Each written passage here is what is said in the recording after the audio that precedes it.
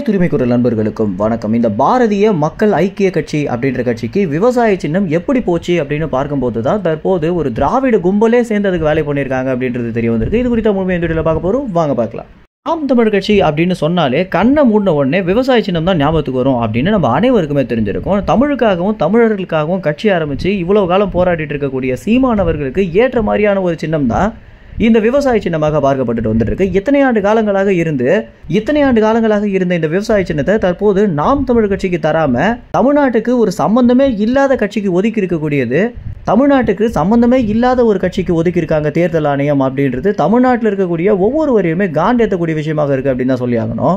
தமிழ்நாட்டில் போட்டியே இடாத ஒரு கட்சிக்கு எதனால இந்த சின்னத்தை ஒதுக்குனீங்க அப்படின்னும் காலங்காலமாக நாம் தமிழர் கட்சி தானே வச்சுட்டு வந்துட்டு இருக்காங்க, எதனால சம்பந்தமே இல்லாத ஒரு கட்சிக்கு இவங்க கொடுத்துருக்காங்க அப்படின்னு பார்க்கும்போது தான் இதற்கு பின்னாடி ஒரு திராவிட கும்பலே சேர்ந்து வேலை செஞ்சிருக்காங்க அப்படின்றது தெரிய வந்திருக்கு. ஏன்னா தற்போது இந்த பாரதிய மக்கள் ஐக்கிய கட்சியோட கூட்டணி வச்சிருக்கக்கூடியவங்க யாரு அப்படின்னு பாத்தீங்கன்னா திராவிட தெலுங்கு தேசம் கட்சி. இந்த கட்சி திராவிடர்களோட இணைந்து வேலை பண்றாங்களோ இல்லையோ, ஆனா திராவிடர்களுக்கு ஒரு பெரிய உறுதுணையாகவே இருந்துட்டு இருக்காங்க அப்படின்னு தான் சொல்லணும். குறிப்பா திமுக கட்சியில் இருக்கக்கூடிய பல நிர்வாகிகள் பாத்தீங்கன்னா இந்த திராவிட தெலுங்கு தேச கட்சிக்கு ஆதரவாளர்களாக இருந்துட்டு இருக்காங்க. இதுல ஒருத்தர் தான் பாத்தீங்கன்னா காமாட்சி நாயுடு அப்படின்னு யூடியூப்ல போட்டீங்க அப்படின்னாலே முக்தாருக்கு காமாட்சி நாயுடு கொடுத்த ஒரு பேட்டி தான் பார்த்தீங்கன்னா ரொம்பவே வைரலாக காணப்பட்டு வந்துட்டு இருக்கும். அந்த அளவுக்கு பார்த்தீங்கன்னா முக்தார் அவர் வச்சு செஞ்சிருப்பாரு அப்படின்னு தான் சொல்லணும்.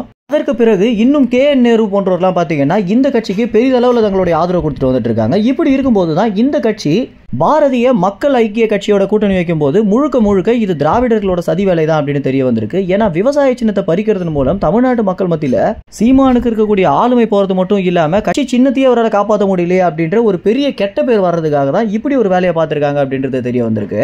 ஏன்னா தேர்தல் நாள் நெருங்க இந்த மாதிரி சீமானுக்கு கடும் நெருக்கடிகளை கொடுக்கறது மூலம் அவரால் தேர்தல் பரப்புரையில் ஈடுபட முடியாம இந்த மாதிரி கட்சி சின்ன விவகாரத்தினால அலைவாரு அப்படின்னும் இந்த ஒரு நேரத்தில் சீமானை எப்படியாவது ஒழிச்சு கட்டணும் அப்படின்ற நோக்கத்தில் தான் தற்போது இந்த மாதிரி புதுசாக பார்த்தீங்கன்னா நிறைய பிரச்சனைகளை நாம் தமிழர் கட்சி நிர்வாகிகளுக்கோ ஆனால் சீமான் அவர்களுக்கும் கொடுத்துட்டு வந்துட்டு இருக்காங்க இந்த திராவிட கும்பல். இப்படி கட்சி சின்னம் போனாலுமே நாம் தமிழர் கட்சியுடைய ஐடி விக்னால தற்போது கட்சி சின்னம் என்னவாக இருக்கும் அப்படின்ற ஒரு பெரிய ஆர்வத்தை பார்த்தீங்கன்னா தமிழ்நாட்டு மக்கள் மனசுல தூண்டியிருக்காங்க. இந்த பிரச்சனையிலிருந்து சீமான் எப்படி வெளியே வர போறாரு அப்படின்னும் அடுத்த சின்னத்தை தமிழ்நாடு முழுக்க இருக்கக்கூடிய மக்களுக்கு எப்படி தெரிவிக்க போறாங்க அப்படின்றத நம்ம பொறுத்து இருந்தா பார்க்கணும். மேலும் இந்த தகவல் குறித்து என்ன நினைக்கிறீங்க அப்படின்ற உங்க கருத்துக்களை கமெண்ட்ஸ்ல தெரிவிங்க. நன்றி, வணக்கம்.